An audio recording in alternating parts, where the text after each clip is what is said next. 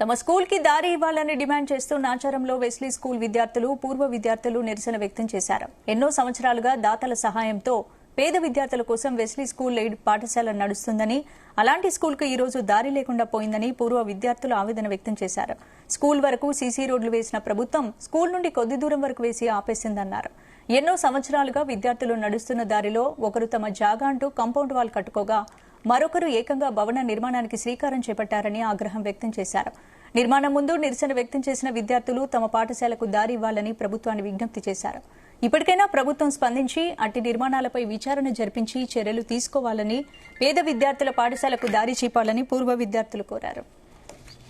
రావడానికి దారి లేదు, మాకు దారి చూపించండి. అధికారులకు విజ్ఞప్తి చేస్తున్నాం. దయతో మాకు రోడ్డు కల్పించాలని విజ్ఞప్తి.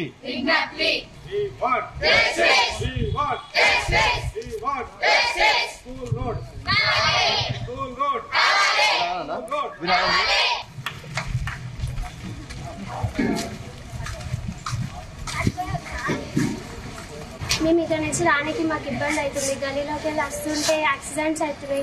అందరు స్పీడ్గా డ్రైవ్ చేస్తుంటే ఎంతమంది హాస్పిటల్కి గురైనారు. మాకు దారి కావాలి. ఇది గలీలో నుంచి పోనీకి ఇబ్బంది అవుతుంది. దారి ఇవ్వాల్సిందిగా కోరుతున్నాం. Please sir, please.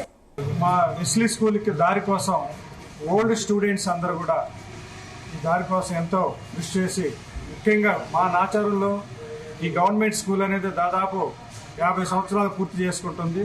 దాంట్లో 30 సంవత్సరాలు మేము ఆ దారిలోనే నడిచాము. కానీ ఇటీవల కాలంలో ఆ దారి కొంతమంది స్వార్థపరుల భూ కబ్జాకి దాహమైంది. కాబట్టి ఖచ్చితంగా ప్రభుత్వం ఈ విషయం మీద స్పందించి, అధికారులు కానీ ప్రభుత్వం కానీ స్థానిక నాయకులు అందరూ కూడా వెస్లీ స్కూల్కి దారి ఇవ్వాల్సిందిగా నేను కోరుతూ, సో దీంట్లో ప్రభుత్వం ముఖ్యంగా జోక్యం చేసుకుని మాకు దారి ఇవ్వాల్సిందిగా నేను మనస్ఫూర్తిగా కోరుతున్నాను. Thank you very much.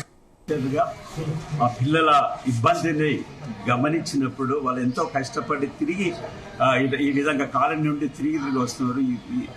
ఈ సమయంలో చాలా మంది ఇబ్బంది పడుతున్నారు.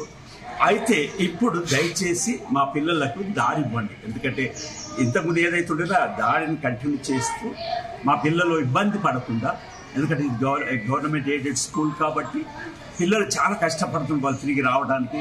యాక్సిడెంట్స్ ఇవన్నీ అవుతున్నాయి. కాబట్టి దయచేసి గవర్నమెంట్ దీంట్లో కల్పించుకొని మా పిల్లలకు దారి. కొన్ని నెలలుగా పిల్లలకు దారి కష్టమవుతుంది. సీసీ రోడ్డు సగం వరకు వేసారు, తర్వాత ఆపేశారు. అందువల్ల ఈ ప్రెస్ మీట్ పెట్టడం జరిగింది.